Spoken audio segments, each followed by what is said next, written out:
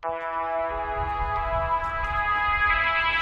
viens de lire un livre qui m'a beaucoup plu et je me suis dit que j'allais vous en parler. Ça s'appelle Demain Berlin.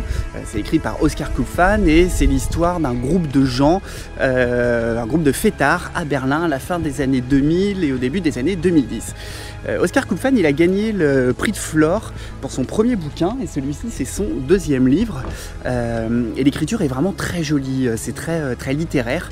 Il y a quelque chose qui fait beaucoup penser à du Frédéric Beigbeder ou à du Lolita Pill pour l'aspect jeunesse désenchantée. Donc c'est trois personnages qui débarquent à Berlin, qui vont se croiser et ça raconte ce que ça fait que d'être nouveau dans une ville avec tous ces souvenirs à se faire, tous ces lieux qui vont finir par nous dire quelque chose et puis toutes ces fois où on est un peu seul à la dérive en rentrant un soir sur des grandes rues, dans des grandes rues désertes. Ça parle évidemment très bien, il décrit très bien la ville de Berlin, donc justement ces grands boulevards, ces grandes rues gigantesques, ces escaliers en bois dans les anciens immeubles qui sont vraiment très caractéristiques de Berlin, les contrôleurs dans le métro, les gens qui se déplacent à vélo, le fait de fumer dans les bars, et puis les quartiers cultes comme Neukölln, Cottbusser Tor, le marché turc, etc.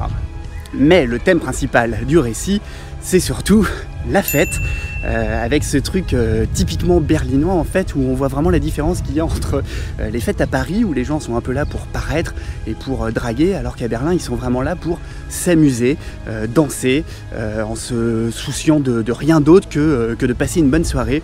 Alors ils viennent déguisés, avec des paillettes sur le visage, ils jettent des confettis en l'air, ils restent 3 jours durant à faire la fête, et ça parle de ces boîtes cultes que sont le Berghain, le Golden Gate, le bar 25, etc., etc. Ça parle aussi beaucoup des gens et je trouve que c'est très bien décrit comment les gens se rencontrent, s'attachent.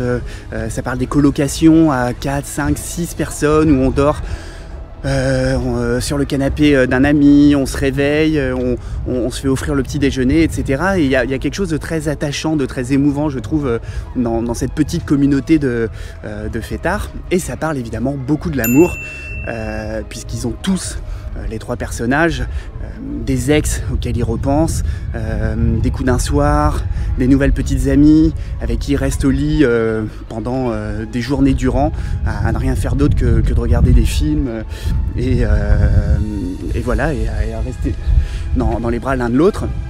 Alors évidemment, ça se finit pas très bien pour eux, parce que c'est ce qui se passe quand on abuse du monde de la nuit.